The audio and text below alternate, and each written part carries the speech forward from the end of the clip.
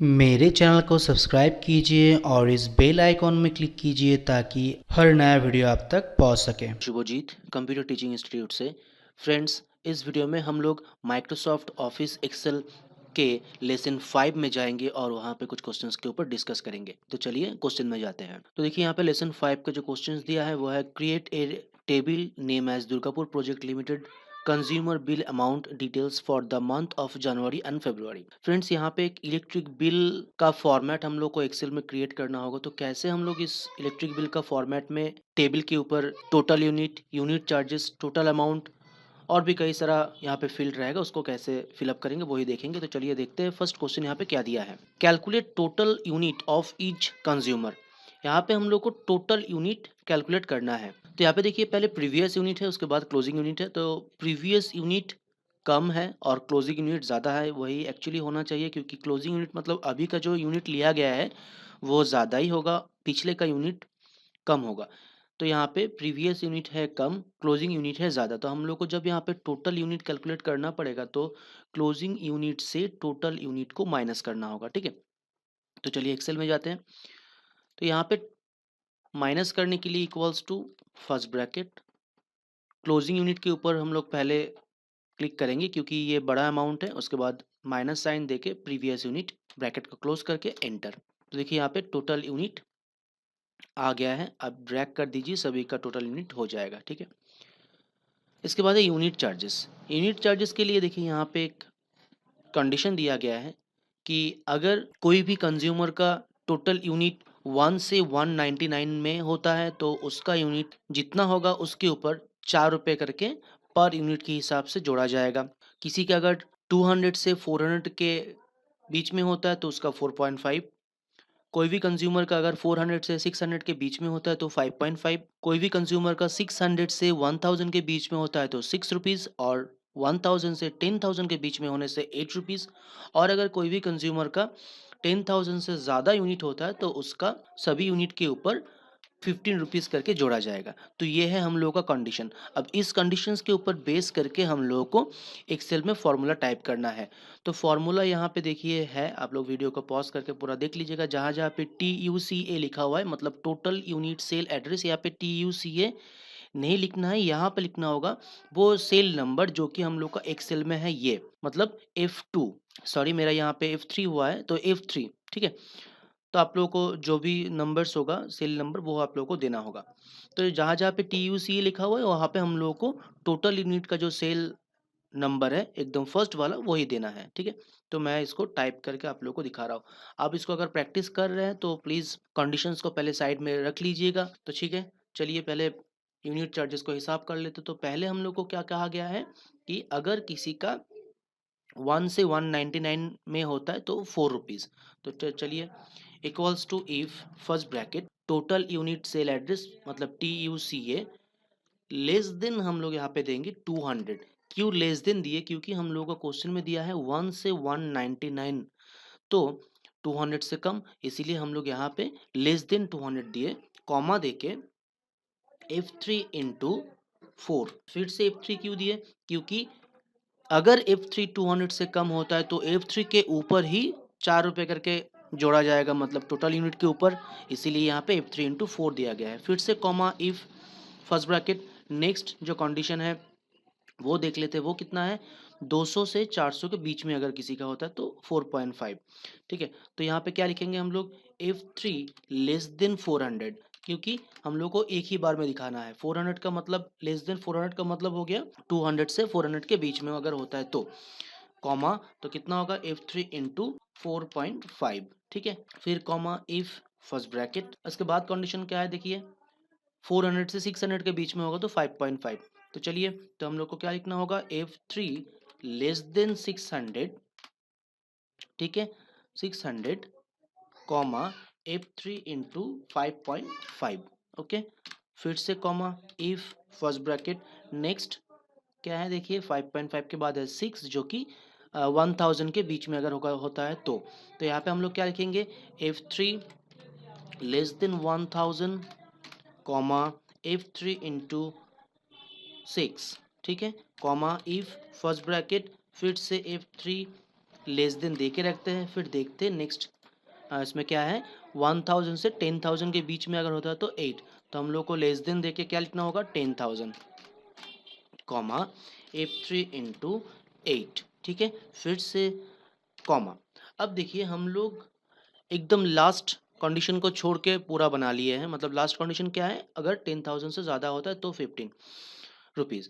तो यहाँ पे हम लोग पूरा लिख लिए कि अगर 200 से कम हुआ तो 4 रुपीज़, 400 से कम हुआ तो 4.5, 600 से कम हुआ तो 5.5, 1000 से कम का हुआ तो 6 और 10,000 के से कम हुआ तो 8। तो हम लोग पूरा यहाँ पे सभी कंडीशंस को अप्लाई कर दिए। अब बचेगा कौन, 10,000 से ज़्यादा, तो हम लोग को अभी और लिखना नहीं पड़ेगा कि ई first bracket F3 less greater than 10,000 लिखने का ज़रूरत नहीं है, बस कॉमा दे के आप लोग यहाँ पे F3 इंटू 15 कर दीजिए। ये प्रोसेस मैंने सभी वीडियोज़ में आप लोग को दिखाए थे कि लास्ट वाला जो कंडीशन होगा उसको हम लोग को अलग से और लिखने का ज़रूरत नहीं है, जो बचा है वही बस दे दीजिए कॉमा देके, ठीक है। तो F3 इंटू 15 हम लोग यहाँ पे कर दिए। इसका मतलब एक्सेल समझ जाएगा कि एकदम 1 से स्टार्ट करके 10,000 से कम का कोई भी यूनिट होगा तो क्या क्या करना होगा वो जानता है, लेकिन 10,000 से ज़्यादा होगा तो क्या करना है, लास्ट वाला वो देखेगा, तब 15 रुपीज़ करना है, ठीक है। तभी कितना ब्रैकेट ओपन किए हैं हम लोग, 1 2 3 4 5, एक दो ब्रैकेट कम होने से भी कोई प्रॉब्लम नहीं होता है, वो एंटर देने के बाद अगर आपका कम भी हो जाएगा तो एक्सेल उसको मैनेज कर लेगा। एंटर। अब देखिए यहाँ पे 909 रुपये फर्स्ट यूनिट चार्जेस आया है और मैं इसको ड्रैग करके आप लोगों को दिखाता हूँ। देखिए सभी का यूनिट चार्जेस आ गया है, तो दो एक तो पहले हम लोग देख लेते कि सही हुआ कि गलत हुआ। तो कैलकुलेटर को ओपन कर लेते हैं। तो देखिए फ्रेंड्स, यहाँ पे मैंने कैलकुलेटर को ओपन कर लिया है, तो पहले देख लेते कि 202 जो होता है, मतलब 202 जो है उसके ऊपर कितना चार्जेस किया गया है। हम लोगों का कंडीशन के ऊपर अगर बेस करके बताए तो 202 के ऊपर 4.5 चार्जेस होना चाहिए। तो 202 इंटू 4.5 इक्वल्स टू देखिए 909 रुपये आता है। 450 अगर है तो 450 का कितना है होगा, देखिए कंडीशन के हिसाब से 400 के ऊपर से 600 के बीच में अगर होगा तो 5.5, तो यहाँ पे कितना है 450। तो 450 को हम लोग को कैलकुलेट करना पड़ेगा इंटू 5.5 से। अब देखिए 2475 एकदम सही है। और यहाँ पे देखिए 11,000 वो 15 रुपीज़ करके ही हुआ है, ठीक है, वो तो समझ ही पा रहे हैं। फिर भी से एक बार देख लेते हैं, 11 1 2 3 इंटू 15 इक्वल्स टू देखिए इतना आता है, ठीक है। इसका मतलब है हम लोगों का फॉर्मूला एकदम सही है। इसके बाद जाते हैं। अब देखिए मीटर रेंट पहले से फिलअप किया हुआ है, क्योंकि मीटर रेंट जो होता है वो पहले से सेट किया हुआ रहता है। तो यहाँ पे हम लोग को क्या करना है, टोटल अमाउंट कैलकुलेशन करना है, मतलब यूनिट चार्जेस जो हुआ है उसके साथ मीटर रेंट ऐड होने के बाद यहाँ पे टोटल अमाउंट आएगा। तो वो तो एकदम ईजी है, मतलब प्लस करना पड़ेगा, total unit plus meter rent. यहाँ पे ऑटो सम मत कीजिएगा, मतलब जो ऊपर में ऑप्शन होता है उसमें मत क्लिक कीजिएगा, क्योंकि उसमें सभी सभी नंबर्स को वो जोड़ लेगा। तो यहाँ पे बस प्लस साइन देके G3 प्लस H3 लिख दीजिए और एंटर कर दीजिए। तो देखिए यहाँ पे टोटल अमाउंट मीटर रेंट को जोड़ के आ गया है। ओके, अब सभी यहाँ पे टोटल यूनिट हो या यूनिट चार्जेस हो या मीटर रेंट हो या टोटल अमाउंट हो, ये पैसे का अमाउंट है। तो आप लोग इसमें अमाउंट में पॉइंट दे के 00 डाल सकते, तो उसके लिए यहाँ पे इंक्रीज डेसिमल होता है, तो इसमें 2 बार क्लिक कर दीजिए तो पॉइंट आ जाएगा। ये देखिए डबल क्लिक करने से ठीक हो गया। ओके, इसके बाद देखते हैं calculate total amount of each consumer. ये तो हम लोग निकाल लिए। अब है calculate bill for January and bill for February amount in after total amount cell. Total amount का जो सेल है इसके बाद हम लोग को बिल फॉर जनवरी, मतलब ये जो टोटल अमाउंट आया है इस टोटल अमाउंट को हम लोग को 2 मंथ में देना है, तो इसको हम लोग को डिवाइड करना होगा, ठीक है। 2 मंथ में डिवाइड करके देगा। तो यहाँ पे हम लोग 2 बॉक्स को एक साथ सिलेक्ट करके मार्च कर लेते हैं और यहाँ पे लिखते हैं बिल, और फिर से ये दोनों को सिलेक्ट करके मार्च सेल कर लेते हैं और यहाँ पे भी लिख देते हैं बिल फॉर ऑल्ट एंटर दे रहे नीचे में आने के लिए, एक ही सेल में हो गया। अब इस तरह का हम लोग को अगर फॉर्मेट इसमें चाहिए तो इसमें क्लिक करके हम लोग फॉर्मेट पेंटर में जाके दोनों को एक साथ सेलेक्ट कर लेंगे तो हो जाएगा दोनों एक साथ। अब हम लोग को यहाँ पे बिल फॉर जनवरी, मतलब ये जो अमाउंट आया है इसको हम लोग को कितना कितना करके 2 मंथ में देना है, तो डिवाइड कर लेते हैं 2 से, एकदम ईजी प्रोसेस है। Equals to first bracket total amount divide by 2 bracket close enter, आ गया। अब इसको ड्रैग कर लीजिए और सेम टू सेम इसमें भी वही करना होगा, equals to first bracket total amount divide by 2 bracket close enter, ठीक है। तो ये भी हो गया है। ओके, अब यहाँ पे पॉइंट्स जो है, पॉइंट्स को हटाने के लिए हम लोग जानते हैं डिक्रीज डेसिमल करना पड़ेगा, तो डिक्रीज डेसिमल कर दीजिए, कोई प्रॉब्लम इसमें नहीं है। ओके, अब इसको इस तरह का बड़ा करना है तो क्लिक करके फॉर्मेट पेंटर में क्लिक करके सभी को सिलेक्ट कर दीजिए, तो ये बड़ा हो जाएगा। डबल क्लिक कर दीजिए कॉलम के ऊपर, तो ये हो जाएगा। Okay, complete. नेक्स्ट क्वेश्चन देखते हैं। Change your table heading orientation. Table heading orientation मतलब क्या होता है? ये जो हम लोग का टेबल का हेडिंग है, इसको हम लोग थोड़ा सा एंगल वाइज या ऊपर नीचे करके भी लिख सकते हैं। देखिए कैसे होता है। सिलेक्ट कर लीजिए पहले टेबल को, उसके बाद होम टैब से यहाँ पे है देखिए ओरिएंटेशन का ऑप्शन, इसमें जाइए और यहाँ पे आप लोगों को दिख रहा है बहुत सारा ओरिएंटेशन का स्टाइल है, एंगल वाइज, ठीक है, क्लॉक वाइज, उसके बाद देखिए वर्टिकल टेक्स्ट, उसके बाद देखिए यहाँ पे रोटेटेड टेक्स्ट लाइन, ठीक है। तो इस तरह से है, बहुत सारा स्टाइल है, तो कोई भी आप चूज़ कर सकते हैं, या तो अपने हिसाब से भी आप दे सकते हैं। फॉर्मेट सेल अलाइनमेंट में जाके यहाँ पे देखिएगा एक पॉइंटर आप लोग को मिलेगा, रेड पॉइंटर, जिसमें क्लिक करके भी आप इसको ला सकते हैं। ये देखिए ये पॉइंटर्स एकदम नीचे है अभी, ये इसको आप जितना डिग्री में घुमाएंगे उसी तरह से आपका टेक्स्ट यहाँ पे आएगा, ये देखिए। तो इसका उतना ज़रूरत नहीं होता है, लेकिन हम लोग का सिलेबस में है इसलिए आप लोग को दिखा दिए। तो इसको पहले जैसे करने के लिए हम लोग क्या करेंगे, फिर से इसमें जाएंगे, मतलब सिलेक्ट रखना पड़ेगा हेडिंग को, और ओरिएंटेशन का लिस्ट पॉइंट में जाके फॉर्मेट सेल अलाइनमेंट से यहाँ पे जीरो में क्लिक कर देना होगा, या तो हाथों से यहाँ पे जीरो लिखने से भी चलेगा, और ओके कर दीजिएगा, तो पहले ऐसा हो जाएगा। ठीक है, अब देखिए नेक्स्ट क्वेश्चन में जाते हैं। How to apply visual colour on your table. कैसे हम लोग टेबल में विजुअल कलर ऐड कर सकते हैं। विजुअल कलर क्या होता है फ्रेंड्स? विजुअल कलर पहले से बना हुआ कुछ कलर टेम्पलेट्स होता है, कलर डिज़ाइन होता है, जो कि हम लोग अपने टेबल के ऊपर अप्लाई कर सकते हैं। तो वो कैसे अप्लाई करेंगे देख लीजिए। पहले हम लोग टेबल को पूरा सिलेक्ट कर लेंगे, उसके बाद जाएंगे होम टैब में, होम टैब से यहाँ पे है फॉर्मेट एज टेबल, इसमें क्लिक करेंगे तो यहाँ पे बहुत सारा टेम्पलेट्स हम लोग को मिलेगा, डिज़ाइन हम लोग को मिलेगा। यहाँ से कोई भी एक डिज़ाइन आप पहले चूज़ कर लीजिए, उसके बाद ओके कर लीजिए। तो यहाँ पे देखिए टेबल के ऊपर कलर तो अप्लाई हो गया, लेकिन यहाँ पे एक प्रॉब्लम हो गया है, क्योंकि हम लोग का सीरियल नंबर मतलब ऊपर का जो टेबल है उसको हम लोग दो लाइन को, मतलब दो सेल को एक साथ लेके मार्च करके बनाए थे, इसलिए यहाँ पे कॉलम नाम का एक अलग सा रो आ गया। तो इसमें कोई डरने का बात नहीं, इसको हटाते कैसे वो भी समझा देते हैं। पहले आप पूरा वो कॉलम को सिलेक्ट कर लीजिए जिसमें ये दिख रहा है रो को। इसके बाद आप डेटा में जाइए, फिर फ़िल्टर में क्लिक कर दीजिए तो पॉइंट्स हट जाएगा। इसके बाद इस रो को हटा दीजिए, उसके लिए 1 के ऊपर राइट क्लिक करके आपको यहाँ पे डिलीट का ऑप्शन नहीं मिलेगा, हाइड कर दीजिए, तो हाइड हो गया। आपको क्या लग रहा है कि और एक रो एक्स्ट्रा आ गया है, तो राइट क्लिक करके उसको आप डिलीट भी कर सकते हैं या तो हाइड भी कर सकते हैं। तो देखिए टेबल आपका कंप्लीट हो गया है।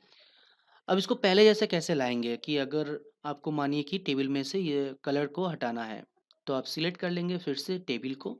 उसके बाद यहाँ पे देखिए डिज़ाइन टैब आ गया है, ठीक है? डिज़ाइन टैब में जाइए और यहाँ पे देखिए टेबल स्टाइल फिर से दिख रहा है। इसके लिस्ट पॉइंट में जाके आप यहाँ से एकदम फर्स्ट वाला ऑप्शन चूज़ कर लीजिए। तो देखिए हो गया पहले जैसा। नेक्स्ट क्वेश्चन में जाते हैं। How to add zero in beginning of any numbers. देखिए एक्सेल में सबसे इंपॉर्टेंट क्वेश्चन ये है कि कैसे हम लोग ज़ीरो ऐड कर सकते हैं कोई भी नंबर से पहले। देखिए ज़ीरो तो एक्चुअली क्या होता है कि ज़ीरो का कोई वैल्यू नहीं रहता है। मैं यहाँ पे एक नंबर टाइप कर रहा हूँ 0 0 1 2 3 4 5। देखिए 1 2 3 4 5 बस रहेगा, ज़ीरो नहीं रहेगा। क्यों ऐसा होता है? क्योंकि ज़ीरो का कोई वैल्यू नहीं है नंबर से पहले, इसलिए एक्सेल उसको हटा देता है, रिमूव कर देता है ज़ीरो को। लेकिन जैसे कि आप लोग देखे होंगे बहुत सारा बैंक अकाउंट नंबर या तो कस्टमर आईडी या कंज्यूमर नंबर, इसमें पहले ज़ीरो होता है, या बिल नंबर उसमें ज़ीरो होता है। लेकिन ये जो बिल नंबर हो या कंज्यूमर नंबर हो या कस्टमर आईडी हो, ये इसको इसके आगे हम लोग ज़ीरो इसीलिए लगा सकते हैं क्योंकि ये नंबर्स को हम लोग को कभी भी कैलकुलेशंस में लाना नहीं पड़ता है। इसीलिए हम लोग उसके आगे में ज़ीरो लगा सकते हैं। जैसे कि यहाँ पे है कंज्यूमर नंबर, इस कंज्यूमर नंबर से पहले नंबर जो भी है उसके सभी नंबर्स के पहले-पहले हम लोग को ज़ीरो लगाना है।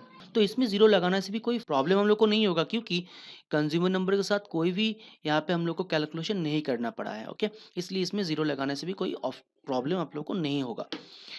तो कैसे ज़ीरो लगाएँगे, अब वही बात है।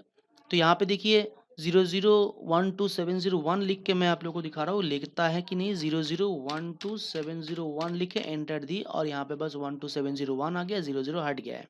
लेकिन हम लोग को ज़ीरो इसमें ऐड करना है तो कैसे करेंगे? दो तरह से कर सकते हैं। एक तो आपका अगर सपोज़ मानिए कि फ़िलअप नहीं किया, आप फ़िलअप करेंगे, तो जहाँ से जहाँ तक आप फ़िलअप करना चाहते हैं या करेंगे अभी, वो सभी सेल्स को आप पहले सिलेक्ट कर लीजिए। सिलेक्ट करने के बाद आप जाइए होम टैब से, यहाँ पे है देखिए जनरल लिखा हुआ है ना, नंबर के ऊपर में, इसका लिस्ट पॉइंट्स से आप यहाँ से चूज़ कर लीजिए टेक्स्ट, ठीक है? टेक्स्ट कर लीजिए। इसके बाद देखिए आप क्लिक कीजिए 12701 के ऊपर। या तो आपका अगर ब्लैंक है तो आप क्लिक करके बस लिखना स्टार्ट कर दीजिए। तो मैं सपोज़ इसको पहले ब्लैंक कर देता हूँ। तो देखिए ब्लैंक कर दिए, अब लिखूँगा मैं 0012701 और एंटर। देखिए 00 ऐड हो गया है। और अगर आपका लिखा हुआ है तो मैं जैसा दिखा रहा हूँ, देखिए इसमें क्लिक करना है और ये फार्मूला बार में जाके 00 ऐड करके बस एंटर करना है। फिर से फार्मूला बार में क्लिक करके 00 क्लिक करके एंटर करना है। फिर से फार्मूला बार में जाके 00 लिख के एंटर करना है। इसी तरह से आपको अगर फिलअप किया हुआ है तो आप एडिट करके उसमें 0 ऐड कर सकते। तो चलिए देखिए हो गया, सभी में 0 लगा दिए हैं। अगर समझ में नहीं आ रहा है तो प्लीज़ मुझे बताइएगा, तो हम फिर से बता देंगे। अब देखिए यहाँ पे बहुत ही एक इम्पोर्टेंट क्वेश्चन है, how to create a search box and search record by consumer number. देखिए फ्रेंड्स, आप लोग अगर इसको देख के आंसर को लिख रहे हैं कोई भी, तो प्लीज़ यहाँ पे जो फॉर्मूला है ना, ये फॉर्मूला को आप लोग मत लिखिएगा अभी। ठीक है, ये मैं जैसा दिखा रहा हूँ वीडियो में वो आप लोग लिख लीजिएगा प्लीज़, ठीक है। इसमें प्रॉब्लम है, क्योंकि प्रॉब्लम एक्चुअली नहीं है, मतलब ये हम लोग इतना बड़ा फार्मूला यहाँ पे यूज़ नहीं करेंगे, बस छोटा एक फार्मूला यूज़ करेंगे, क्योंकि हम लोग को कहा गया कि कंज्यूमर नंबर से इसको सर्च करना है। तो आप लोगों को सर्च बॉक्स क्रिएट कैसे करते हैं उसके रिलेटेड कुछ भी प्रॉब्लम है तो देखिए आई बटन में एक वीडियो आ रहा है, उसमें टच करके आप इसको फिर से देख सकते हैं, फिर मैं इसमें बता देता हूँ। तो देखिए यहाँ पे हम लोग को सर्च बॉक्स क्रिएट करना है। सर्च बॉक्स क्या है? सर्च बॉक्स देखिए, सपोज़ कि ये जो टेबल है, इस तरह का बहुत बड़ा टेबल हम लोग के पास अगर है, और उसमें से हम लोग को कोई भी कंज्यूमर आके बोल रहा है कि सर मेरा डिटेल्स देख लीजिए एक बार, तो उससे हम लोग क्या पूछेंगे कि आपका कंज्यूमर नंबर बताइए। और कंज्यूमर नंबर बताने के बाद हम लोग को अगर सर्च करना पड़ेगा तो उसमें बहुत टाइम लग जाएगा कि कहाँ पे स्क्रॉल डाउन करके अगर देखते जाएंगे तो उसमें बहुत ज़्यादा टाइम लग सकता है। लेकिन हम लोग अगर सर्च बॉक्स का इस्तेमाल इसमें करेंगे तो बहुत ही ईज़िली हम लोग बस कंज्यूमर नंबर को लिखेंगे जो बता रहा है, और एंटर देने से मेरा टेबल में से वो सर्च हो जाएगा कि कहाँ पे वो है, ठीक है? तो पहले आप लोग को क्या करना पड़ेगा देखिए, स्टेप बाय स्टेप बता देते हैं। पहले आप टेबल के साइड में 2 बॉक्स को एक साथ करके मार्च कर लीजिए और उसमें लिखिए सर्च, ठीक है? अब इस टेक्स्ट को थोड़ा-सा सिलेक्ट करके आप तो बड़ा कर सकते हैं आप लोग, थोड़ा-सा बड़ा कर लीजिएगा। और नीचे में भी फिर से 2 बॉक्स को सिलेक्ट करके मार्ज सेल कर दीजिए, इसमें कुछ लिखने का ज़रूरत नहीं है। इसको बस आप बड़ा करके कोई भी कलर में इसको अप्लाई करके रखिए। एक बार लिख के देख लीजिए कि वो आ रहा है नहीं, हाँ, ठीक है, आ रहा है, कोई प्रॉब्लम नहीं है। बाहर में क्लिक कर दीजिए या तो इसको डिलीट करके एंटर कर दीजिए। तो ये 2 बॉक्स मैंने क्रिएट इसलिए किया है क्योंकि ये 2 बॉक्स से ही हम लोग सर्च को करना चाहते हैं। तो यहाँ पे हम लोग नंबर लिखेंगे और एंटर देंगे, यहाँ से वो दिखेगा। इसके बाद पूरा टेबल को सिलेक्ट करना होगा, ठीक है?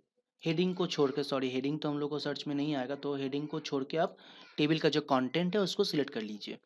सिलेक्ट करने के बाद होम में जाइए, ठीक है? होम टैब से यहाँ पे देखिए कंडीशनल फॉर्मेटिंग, कंडीशनल फॉर्मेटिंग से न्यू रूल्स, न्यू रूल्स में क्लिक करने के बाद यहाँ पे देखिए एक ऑप्शन आपको मिलेगा, use a formula to determine which cell to format, इसमें क्लिक कर दीजिए। क्लिक करने के बाद ये जो बॉक्स यहाँ पे आ रहा है इसमें क्लिक कीजिए, इसमें लिखिए equals to search, first bracket दीजिए। आप कौन सा बॉक्स में सर्च करेंगे यहाँ पे, है ना, इसमें क्लिक कर दीजिए। तो यहाँ पे देखिए उसका जो सेल नंबर है वो आ गया है डॉलर साइन के साथ, रहने दीजिए। कॉमा दीजिए, कॉमा देने के बाद फिर से एक यहाँ पे डॉलर साइन दीजिए। और आप कंज्यूमर नंबर से सर्च करना चाहते हैं तो कंज्यूमर नंबर का यहाँ पे स्टार्टिंग कहाँ से, देखिए बी थ्री से ये स्टार्ट हुआ है, तो आप यहाँ से बस बी3 लिख दीजिए और कुछ लिखने का ज़रूरत नहीं है, और ब्रैकेट को क्लोज कर दीजिए। उसके बाद फॉर्मेट में जाइए।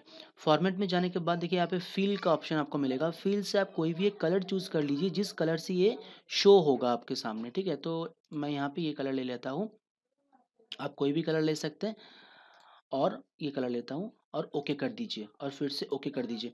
अब देखिए पूरा टेबल में आपका ये कलर आ गया तो कोई प्रॉब्लम नहीं है। अब देखिए मैं सर्च कर रहा हूँ, कोई मेरे पास आया और बोला कि मेरा कंज्यूमर नंबर है 100127009 और एंटर दीजिए। देखिए पूरा टेबल में से ये लाइन आपके सामने आ गया है, हाईलाइट कर रहा है उस कलर से। दूसरा नंबर से देखते हैं, 0012707, मानिए देखिए वो आ रहा है। ठीक है। इस तरह से कंज्यूमर नंबर से हम लोग आराम से सर्च कर पाएंगे कि कितना भी बड़ा टेबल हो। को और भी अच्छे से देखना है तो प्लीज़ आई बटन में जो वीडियो है उसको देख लीजिएगा, ठीक है। इसके बाद इसको हटाना कैसे है? इसको हटाने के लिए फिर से हम लोग को वो टेबल का कंटेंट को सिलेक्ट करना होगा। इसके बाद जाना होगा होम टैब से कंडीशन और फॉर्मेटिंग से मैनेज रूल्स से यहाँ पे देखिए वो रूल्स दिखा रहा है, यहाँ से डिलीट रूल में क्लिक कर दीजिए, अप्लाई कर दीजिए, ओके कर दीजिए। तो देखिए यहाँ पे लिखा हुआ है एंटर दे रहे, फिर भी यहाँ पे नहीं शो हो रहा है, ठीक है। इस तरह से हम लोग इसको डिलीट भी कर सकते हैं। काम हो जाने के बाद इसको आप हटा दीजिए, कोई प्रॉब्लम नहीं है।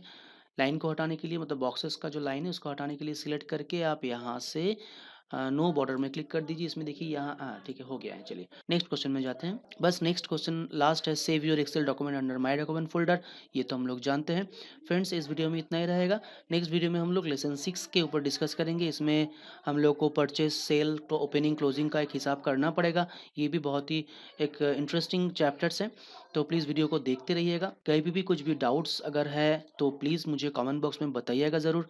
वीडियो को अच्छा लगा होगा तो लाइक शेयर और सब्सक्राइब कर दीजिएगा। कोई भी क्वेश्चन में कुछ भी प्रॉब्लम है तो प्लीज़ मुझे कमेंट बॉक्स में लिखिएगा। थैंक यू फ्रेंड्स पूरे वीडियो को देखने के लिए। फिर मिलते हैं नेक्स्ट वीडियो में, तब तक के लिए टाटा।